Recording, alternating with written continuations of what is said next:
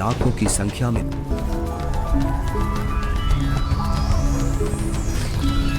कौन है आप और कबीर जी से क्या नाता है आपका? मैं एक बंजारा हूँ और कबीर जी मेरे पगड़ी बदल मित्र हैं। उनका संदेश मेरे पास गया था कि एक छोटा सा भंडारा करना है, थोड़ा सामान लेते आइएगा। और भंडारा चल रहा है। 18 लाख आदमी भोजन कर रहे हैं, ये इसे छोटा सा भंडारा कह रहा है। कबीर जी कहाँ हैं? वो क्यों नहीं आए? हे राजन, उनका दास जो बैठा है, उनको तकलीफ उठाने की क्या आवश्यकता? आप भोजन ग्रहण कीजिए। नहीं नहीं, भोजन भंडारा तो मैं गुरुदेव के दर्शनों परांत ही करूंगा।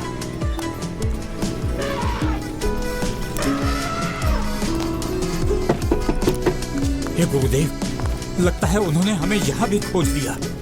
भीड़ शायद घर पूछते पूछते यहाँ तक पहुँच गई है।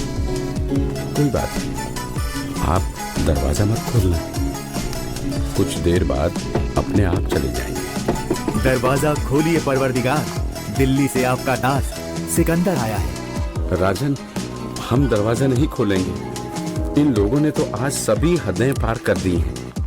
मेरे नाम से झूठी चिट्ठी डाल रखी है। मैं कैसे निकलूं बाहर? इस बनारस में कोई सेठ भी मेरा ऐसा जानकार नहीं है जो मुझे पैसे उधार दे दे। मैं तो बड़ी मुश्किल से ताना बुनकर अपने परिवार का पालन करता हूँ। इन लोगों ने मेरा जीना मुश्किल कर दिया।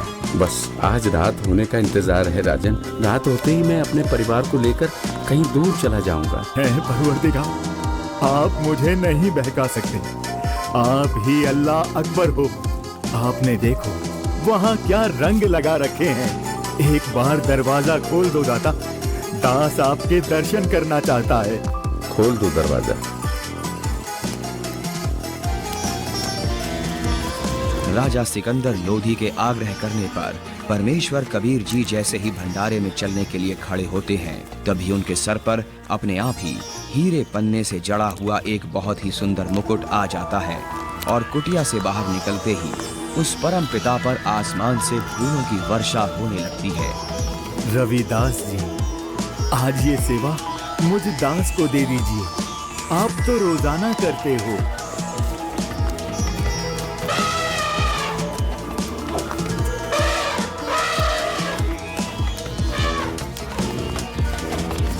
इनमें से कबीर जी को जिस पर बादशाह सिकंदर लोधी चमन कर रहे हैं, वही कबीर है।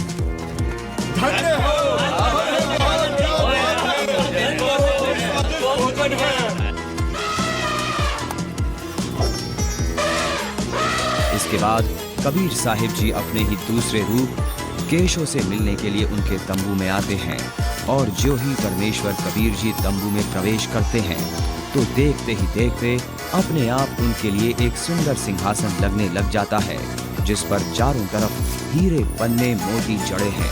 परमेश्वर कबीर साहिब जी आसन ग्रहण करते हैं।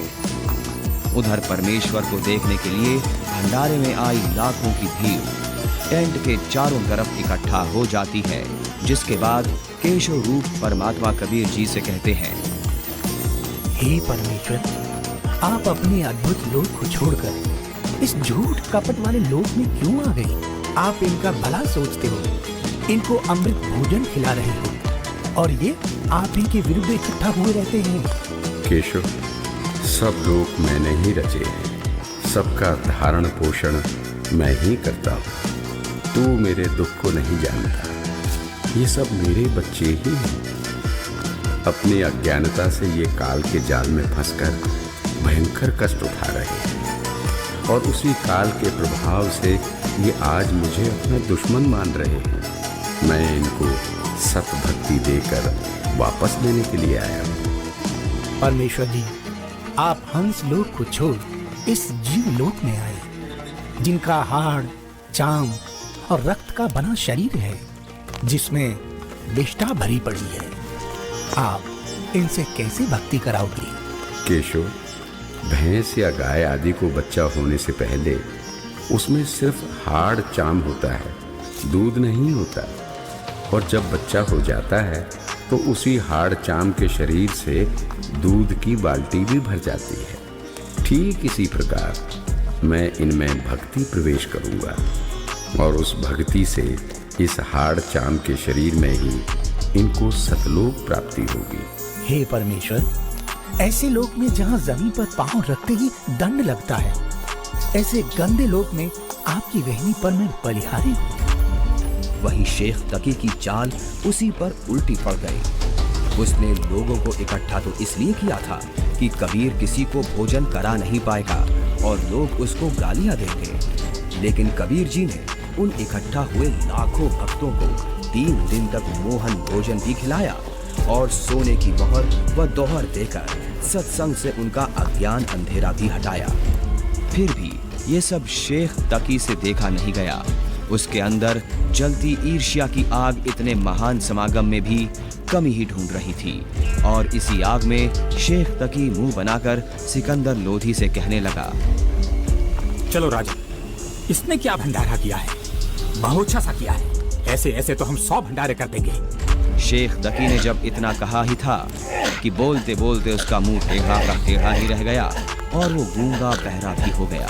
उसने कुल 52 बार कबीर साहिब जी पर जुल्म किए, परंतु ये उसके जीवन की आखिरी बकवाद थी जो उसने कबीर परमेश्वर जी के साथ की। 3 दिन तक समागम चला। तीसरे दिन सेवकों ने बचा हुआ सामान व टेंट आदि बैलों पर लाद दिया और चल पड़े।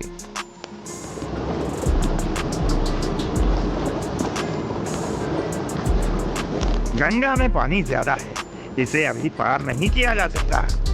हाँ हाँ, अभी मत जाओ। बंजारे और बैल जैसे ही गंगा के किनारे पहुंचे तो गंगा का पानी एकदम कम हो जाता है और फिर सारे बैल निकल जाते हैं, जिसके बाद गंगा का पानी फिर से ओवरफ्लो होकर बहने लगता है, जिसे देख वहां खड़ी भीड़ आश्चर्यचकित रह जाती है। जाइए केशव, कहीं आपके बंजारे दूर ना निकल जाएं। हाँ? ये क्या? कहाँ गए बैल? कहाँ गए बंजारे? राजन, जहाँ से आए थे वहीं चले गए। इससे पहले कि सिकंदर इस बात को समझ पाता, उसी समय केशव भी कबीर जी के अंदर समा गए। सिकंदर दंग रह गया। रोते हुए कबीर परमेश्वर जी के चरणों में दंडवत की।